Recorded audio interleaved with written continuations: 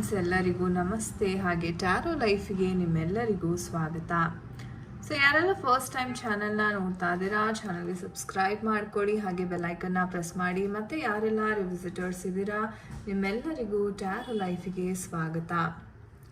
So friends, ಇಂದಿನ ಒಂದು ವಿಡಿಯೋದಲ್ಲಿ ನಿಮ್ಮ ಒಂದು ವ್ಯಕ್ತಿಯ ಸೀಕ್ರೆಟ್ ಫೀಲಿಂಗ್ಸ್ ಅಂತಕ್ಕಂಥದ್ದು ನಿಮ್ಮ ಬಗ್ಗೆ ಏನಿದೆ, ಅವ್ರು ಏನಾದರೂ ಕೆಲವೊಂದು ಫೀಲಿಂಗ್ಸ್ನ ನಿಮ್ಮ ಜೊತೆ ಹಂಚ್ಕೊಳ್ದೇ ಇರ್ತಕ್ಕಂಥದ್ದು ಯಾವುದಾದ್ರೂ ಇದೆಯಾ, ಸೊ ಆ ಥರ ಯಾವ್ದಾದ್ರು ಫೀಲಿಂಗ್ಸ್ ಇದ್ದರೆ ಅದು ಯಾವ ರೀತಿ ಇದೆ ನಿಮ್ಮ ಮೇಲೆ, ಸೊ ಇದೆಲ್ಲವನ್ನು ಇವತ್ತಿನ ಒಂದು ಟ್ಯಾರೋ ರೀಡಿಂಗ್ ಮಾಡೋದರ ಮುಖಾಂತರ ನಾವು ತಿಳ್ಕೊಳ್ಳೋಣ.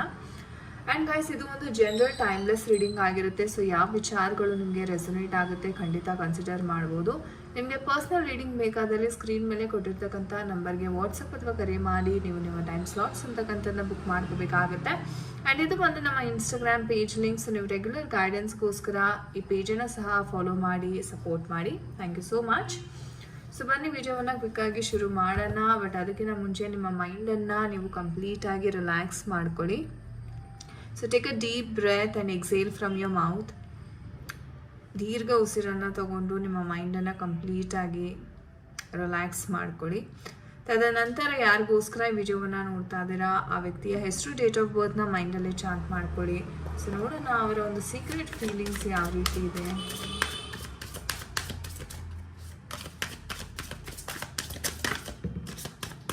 ಸೊ ಅವರ ಒಂದು ಸೀಕ್ರೆಟ್ ಫೀಲಿಂಗ್ಸ್ ಅಂತಕ್ಕಂಥದ್ದು ಯಾವ ರೀತಿ ಇದೆ ನಮ್ಮ ಮೇಲೆ.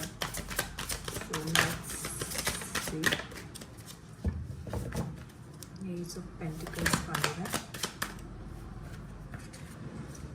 ಓಕೆ, 2 ಆಫ್ ಸ್ವಾರ್ಡ್ಸ್ ಬರ್ತಾ ಇದೆ and we have 3 of wands. Okay, think ಮಾಡಿ ನಿಮ್ಮ ಒಂದು ಪರ್ಸನ್ ಬಗ್ಗೆ, ಅವರ ಭಾವಚಿತ್ರ ನೆನೆಸ್ಕೊಳ್ಳಿ. Let's see what can be their energies.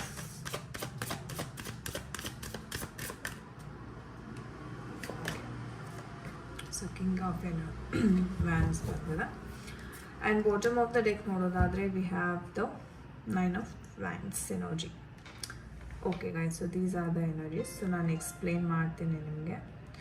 ಮೊದಲನೇದಾಗಿ ನೋಡೋದಾದರೆ ತುಂಬ ಒಂದು ಕಷ್ಟದಲ್ಲಿದ್ದಾರೆ, ತುಂಬ ಒಂದು ಡಿಪ್ರೆಷನಲ್ಲಿದ್ದಾರೆ, ತುಂಬ ಪ್ರಾಬ್ಲಮ್ಸ್ನ ಫೇಸ್ ಮಾಡ್ತಾ ಇದ್ದಾರೆ ನಿಮ್ಮ ಪರ್ಸನ್. ಆ್ಯಂಡ್ ಹೇಳಬೇಕು ಅಂದರೆ ಜೀವನದಲ್ಲಿ ಇವ್ರಿಗೆ ತುಂಬಾ ಒಂದು ಗೋಲ್ಸ್ ಇತ್ತು ಅಂತ ಕಾಣಿಸುತ್ತೆ.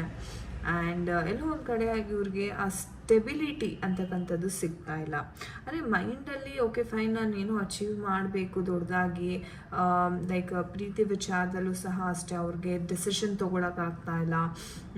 ತುಂಬ ಯೋಚನೆ ಮಾಡ್ತಾ ಇದ್ದಾರೆ. ಲೈಕ್ ಫಸ್ಟ್ ಆಫ್ ಆಲ್ ನನಗೆ ನನ್ನ ಲೈಫಲ್ಲಿ ಎಷ್ಟೊಂದು ಪ್ರಾಬ್ಲಮ್ಸ್ ಇದೆ, ನನ್ನ ಕಾಲ ಮೇಲೆ ನಾನೇ ನಿಂತ್ಕೊಳ್ಳೋಕ್ಕಾಗ್ತಾ ಇಲ್ಲ, ನಾನು ಸೋತಿದ್ದೀನಿ ಈ ಲೈಫಲ್ಲಿ. ಇಷ್ಟೆಲ್ಲ ಇದ್ಮೇಲೆ ನನಗೆ ಹೇಗೆ ನಾನು ಬೇರೆಯವ್ರಿಗೆ ಒಂದು ಪರ್ಸನ್ಗೆ ನಾನು ನನ್ನ ಲವ್ ಕಮಿಟ್ಮೆಂಟನ್ನು ಕೊಡಲಿ ಅನ್ನೋ ಒಂದು ಯೋಚನೆ ಸಹ ಇವರಲ್ಲಿ ಇದೆ. ಅಂದರೆ ಹೇಳಬೇಕು ಅಂದರೆ ಮನಸ್ಸಲ್ಲಿ ಇವರು ತುಂಬ ಒಳ್ಳೆಯವರು ಈ ವ್ಯಕ್ತಿ. ಓಕೆ, ಬಟ್ ಇವ್ರಿಗೆ ಏನಪ್ಪ ಅಂದರೆ ಇವ್ರ ಲೈಫಲ್ಲಿ ಇರ್ತಕ್ಕಂಥ ಪ್ರಾಬ್ಲಮ್ಸ್ ಏನಿದೆ ಅದು ಇವ್ರಿಗೆ ಎಲ್ಲೋ ಕಟ್ ಹಾಕ್ತಾ ಇದೆ ಅಂತ ಹೇಳ್ಬಹುದು. ಓಕೆ, ಆ್ಯಂಡ್ ತುಂಬ ಛಲ ಇದೆ ಇವ್ರಿಗೆ ಹೇಳಬೇಕು ಅಂದರೆ.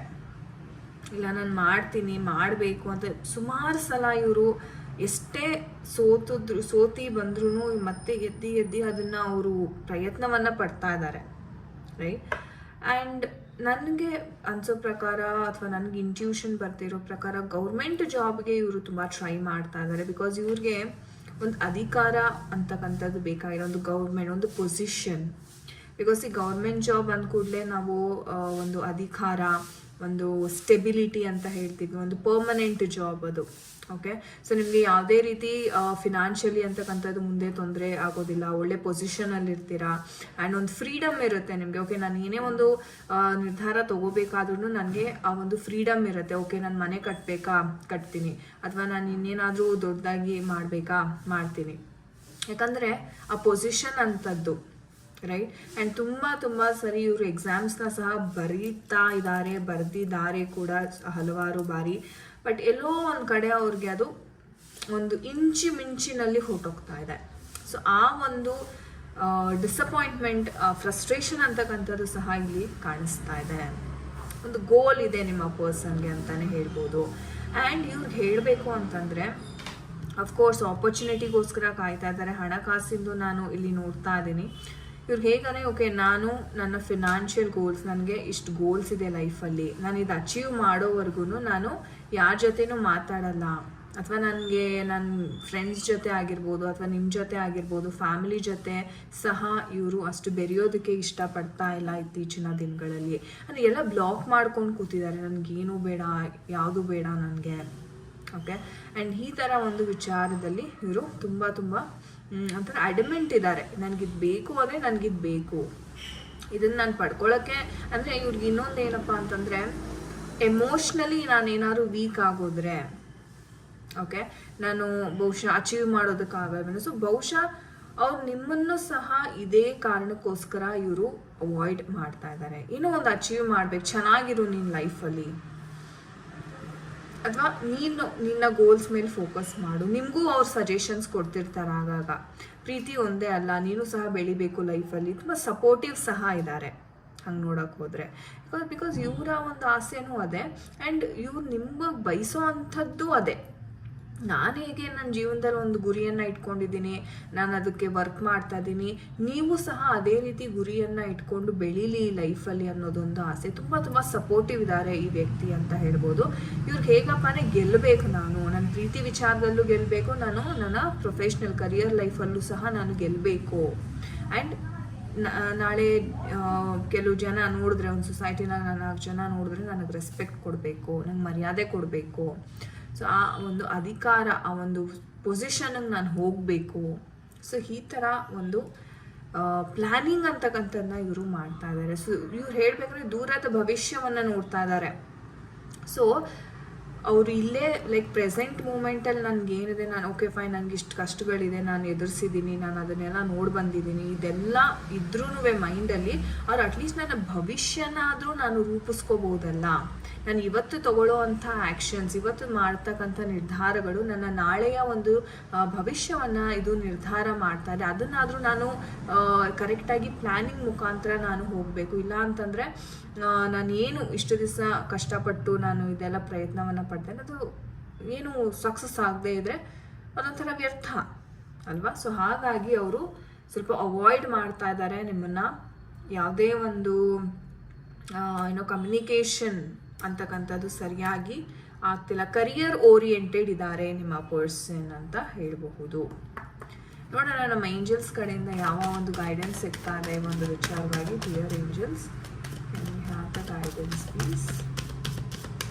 ಯಾವ ಒಂದು ಗೈಡೆನ್ಸ್ ಸಿಗ್ತಾ ಇದೆ, ಏನು ಮಾಡಬಹುದು ನೀವು ಈ ಒಂದು ಪರಿಸ್ಥಿತಿಯಲ್ಲಿ?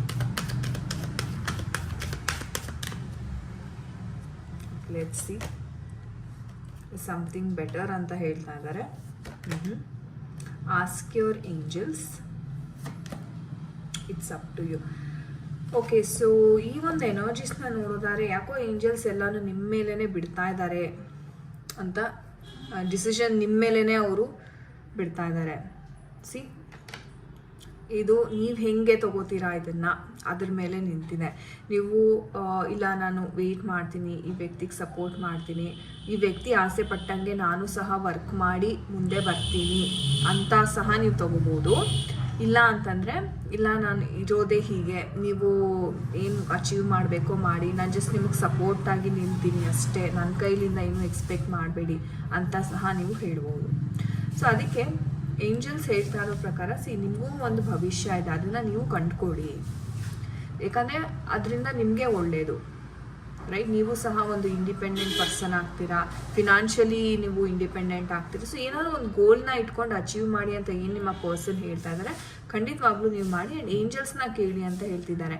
ಅಂದರೆ ನಿಮಗೆ ಏನಾದರೂ ಒಂದು ಕ್ಲಾರಿಟಿ ಬೇಕು ಅಂದರೆ ನೀವು ಏಂಜಲ್ಸ್ನ ಕೇಳ್ಬೋದು. ನನಗೆ ಈ ಥರ ನನ್ನ ಮೈಂಡಲ್ಲಿದೆ, ಇದು ನಿಜ ಆದರೆ ನನಗೆ ಏಂಜಲಿಕ್ ನಂಬರ್ಸ್ ಯಾವುದು ಲೈಕ್ 111, 222 ಅಥವಾ ಫೆದರ್ಸ್ ತೋರಿಸು ಅಂತ ನೀವು ಏಂಜಲ್ಸಲ್ಲಿ ಪ್ರೇ ಮಾಡ್ಕೋಬೋದು. ಸೊ ಅದು ನಿಜ ಆಗೋ ಥರ ಇದ್ದರೆ ಏಂಜಲ್ಸ್ ಕಡೆಯಿಂದ ನಿಮ್ಗೆ ಏನಾದರೂ ಒಂದು ಸಂದೇಶ ಅಥವಾ ಯೂನಿವರ್ಸ್ ಕಡೆಯಿಂದ ಏನಾದರೂ ಹೇಗಾದರೂ ಒಂದು ಸಂದೇಶ ಅಂತಕ್ಕಂಥದ್ದು ನಿಮಗೆ ತಲುಪುತ್ತೆ. ಸೊ ಆಸ್ಕ್ ಯುವರ್ ಏಂಜಲ್ಸ್ ಅಂತ ಹೇಳ್ತಾ ಇದ್ದಾರೆ. ಸೊ ತುಂಬ ಒಂದು ರೀತಿ fantastic message from angels. So thank you angels ಅಂತ ಖಂಡಿತ ಕಮೆಂಟ್ ಸೆಕ್ಷನಲ್ಲಿ ತಿಳಿಸಿ.